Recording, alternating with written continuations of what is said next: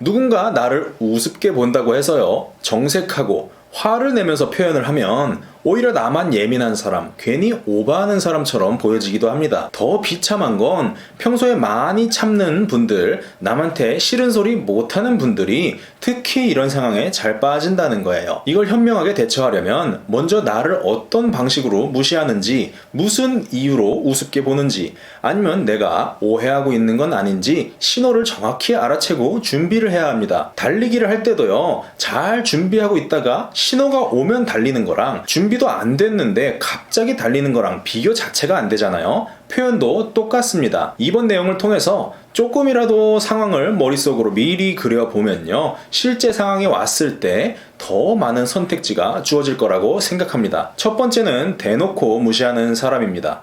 이렇게요. 야, 너 같은 게 뭘 알겠니? 이런 막장 드라마에서만 나올 것 같은 말을 달고 사는 사람 없을 것 같죠? 첫 번째 유형의 사람들은 자신의 우월함을 숭배를 받아야 한다는 강박이 있어서요, 상대보다 내가 위에 있다고 느낄 때만 만족감을 느낍니다. 이 성향이 심해지면요, 자기애성 인격 장애라는 유형으로 분류가 되는데, 서울대학교 병원 의학 정보를 보면요, 이 질환은 1%의 유병률을 가지고 있고 한국 MSD 매뉴얼에서는 일반 인구의 최대 6%까지 발생할 수 있다고 합니다. 그러니까 지하철 타시면요, 한 칸에 몇 명씩 이런 사람 있을 수도 있는 거예요. 이 사람들은 특히 다른 사람들 앞에서 무시하는 경향이 유독 강합니다. 왜냐하면 자기를 과대평가하려면요, 이건 상대적인 것이기 때문에 누군가는 과소평가되어야 하기 때문입니다. 그래서 특히 사람이 많은 공적인 장소에서 많이 나타나게 되는 거예요. 만나면 굉장히 불쾌하지만 대처하는 방법은 오히려 쉬운 타입입니다. 목적이 너무 분명하기 때문인데요, 이분들은 자기가 천재, 성공인, 특별한 일을 하는 사람이라고 실제로 생각을 합니다. 그래서 이 특권의식을 높여주는 상황에 굉장히 민감합니다. 성공인, 유명인, 멋있어 보이는 사람들의 모임에 끼려고 정말 많은 힘을 쓰고요, 자존감의 근원이 무한히 존경받는 것에 있습니다. 물론 능력 있는 사람들을 가까이 하는 게 일을 하는 사람이라면 어느 정도 필요한 성향입니다. 하지만 이게 과도하게 발동이 되면요, 주변에 상처를 입히게 됩니다. 이분들은 자신이 인정받지 못하거나 무관심을 받을 때 굉장히 고통스러워합니다. 문제는 그 고통을 타인과의 비교로서 해소를 한다는 겁니다. 이런 사람을 대할 때 가장 좋은 게 완전히 감정이 제거된 사이보그가 잠깐 돼보시는 거예요. 아이폰 쓰시면 잠깐 시리한테 아무거나 질문해보세요. 어떤 주제로 말을 걸어도요, 아무런 교류가 느껴지지 않을 겁니다. 이 기계는 내 배경, 옷차림, 직업 이런 게 아무런 관심이 없잖아요. 정확하게 질문 그 자체에 대한 반응밖에 없는 겁니다. 무시라는 건요, 기본적으로 남을 깎아내리는 것 자체의 의미가 있는 게 아닙니다. 타인을 아래에 둠으로써요, 나는 격이 높아지는 느낌을 받기 위해서 하는 거예요. 그래서 대응할 때는 감정적으로 반응이 없도록 해야 하겠고요, 질문에 대해서는 단답형의 답을 주면 좋습니다. 예를 들어서요, 이런 말을 들었어요. 야, 너 요즘 피부가 좀 안 좋아 보인다? 화장도 막 다 뜨는 것 같은데 뭐 세일하는 거 썼냐? 제가 말했지만 재수가 좀 없네요. 양해 바랍니다. 이러면 얘가 뭔 말을 하는 거냐면요, 나 비싼 화장품 쓰고 평소에 잘 살고 좋은 거 먹어서 너랑 다르네? 이런 소리거든요. 그러면 괜히 뭐라고 설명을 하지 말고 아닌데 이렇게 하면 됩니다. 보통 사람들 다 있는 데서 그런 이상한 질문을 하거든요. 그러면 오히려 주변 사람 좀 들리게 큰 목소리로 아닌데 하면 더 좋아요. 그러면 주변에서 막 웃는 경우도 봤습니다. 사람 생각하는 게요, 다 비슷비슷해서요, 그런 인간 보면 다 재수없어 합니다. 그래서 동조를 해주는 거예요. 거기에다가요, 또 단답형으로 무시해버린 거거든요. 그럼 그때부턴 분위기도 좀 바뀌고요, 본인도 민망해서요, 횡설수설하다가 그냥 갑니다. 만약에 또 물어보면은 그냥 또 아니라고 하거나 바쁘니까 나중에 질문하세요, 이런 식으로 대화를 거부하면 됩니다. 제일 단순한 유형입니다. 그분들이 원하는 반응을 하지만 않으면 끝나는 게임이기 때문입니다. 근데 이런 일도 있어요. 두 번째, 안 그러다가 갑자기 무시하는 유형입니다. 이건 학교나 어떤 동일한 위치의 사람들이 여럿이 모여있을 때 많이 생겨요. 이런 류의 모임은 평소에는 서로 뭘 시키거나 강제로 따르게 하거나 그런 권한이 없잖아요. 그래서 여기 모인 이분들이 본래 성격이 어떤지 사실상 모릅니다. 사람 성향은요, 기본적으로 잘 모른다고 보시는 게 서로 존중도 되고 편합니다. 하여튼요, 근데 갑자기 이 친구가요, 전교회장 됐어요. 아니면 모임장이 됐어요. 좀 심한 애들은요, 무슨 청소부장 이런 것만 돼도 인성이 나오는 유형도 있습니다. UC 버클리의 대처 칼트너 교수는요, 권력에 빠진 사람의 행동은 뇌의 안화전두엽이 손상된 환자와 비슷하다라고 말하고 있는데요. 안화전두엽은 말 그대로 눈 안쪽쯤에 위치한 뇌입니다. 충동의 조절, 도덕적 판단, 사람 사이의 상호관계에 영향을 주는 걸로 알려져 있는데요.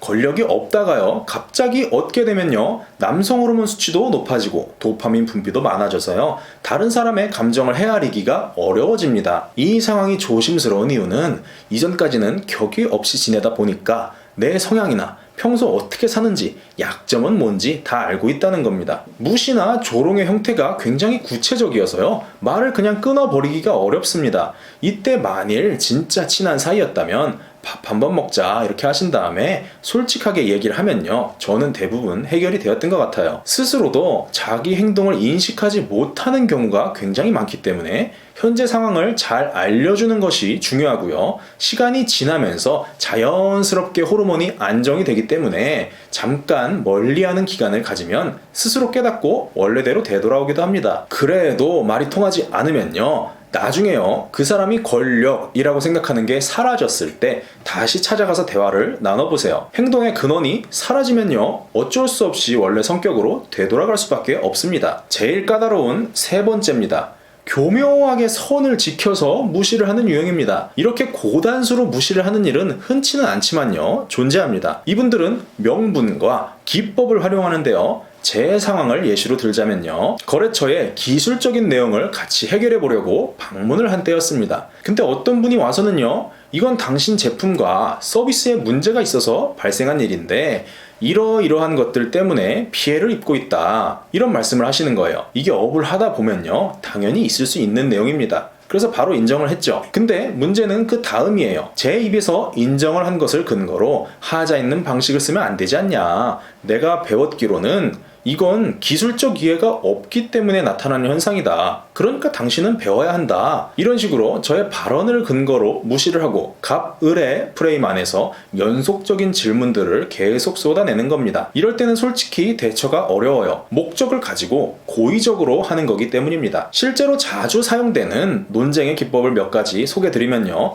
한 가지를 시인하게 만들어서요, 전체를 시인한 것으로 몰아가는 방법, 질문의 양을 급격하게 쏟아내는 방법, 유식하게 들리는 말을 연속해서 주장하는 기법이 굉장히 자주 쓰이는데요. 1831년 쇼펜하우어가 발간한 논쟁에서 이기는 38개 방법에 실제로 수록된 내용입니다. 쇼펜하우어의 지혜에 대해서 더 알고 싶은 분들에게 잠시 관련 영상을 추천드리고요. 이렇게 기술적으로 무시를 당하게 될 때는 두 가지 방법이 있습니다. 첫 번째는요, 동일한 논쟁 기법을 통해야 합니다. 예를 들면 상대가 무리한 주장을 하도록 자극을 하고요, 이어서 그렇게 나온 도덕적이지 않은 발언을 문제를 삼아야 합니다. 가령 당신이 한 발언은 인권적으로 문제되는 단어입니다, 이게 더 큰 문제 아닙니까? 이런 식의 맥락을 가져가는 겁니다. 하지만 이건 권해드리지 않는 방법입니다. 정치하시는 분들이 이런 대화법으로요, 서로의 앙심과 복수심만 일으키는 걸 많이 보셨을 겁니다. 제가 권해드리는 두 번째 방법은요, 일단은요, 다 듣고 최대한 참는 겁니다.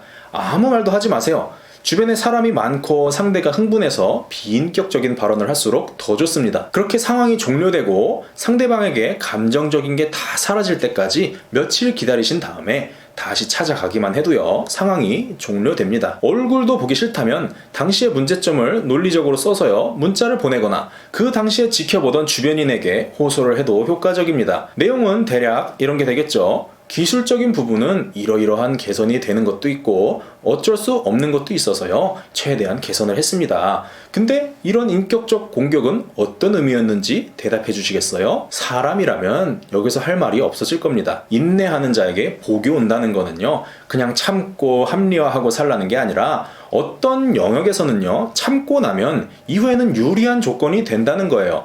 법이란 게 있으니까요. 법이 아니어도 정상적인 인간이라면 도덕적, 양심적 가책이 있기 때문에 적용이 가능합니다. 물론 대책 없이 당하고 어디서 맞고 다니면 당연히 안 되겠죠. 이런 무시당하는 상황은 근본적으로는 많이 일어나지 않도록 예방하는 것이 좋겠습니다. 빌미를 주지 않아야 한다는 거죠. 이 말은 인격이 정말 안 좋은 사람일지라도요, 아무나 무시하는 경우는 많지는 않다는 거예요. 쓸데없이 굽신대거나 자기를 과하게 낮추지 마시고 당당한 것은 당당하게, 잘 모르는 것에 대해서는 그냥 말 안 하고 가만히 있으면 좋습니다. 우리가 무시당할 때는 인간들이 다 악마처럼 느껴지지만 세상에는 좋은 사람이 훨씬 많다는 걸 다들 아실 거예요. 그래서 더 좋은 것, 더 밝은 곳만 바라보면서 사시면 좋겠습니다. 다음 영상은 더 밝은 내용, 좋은 소식으로 찾아오겠습니다. 시청해주셔서 감사합니다.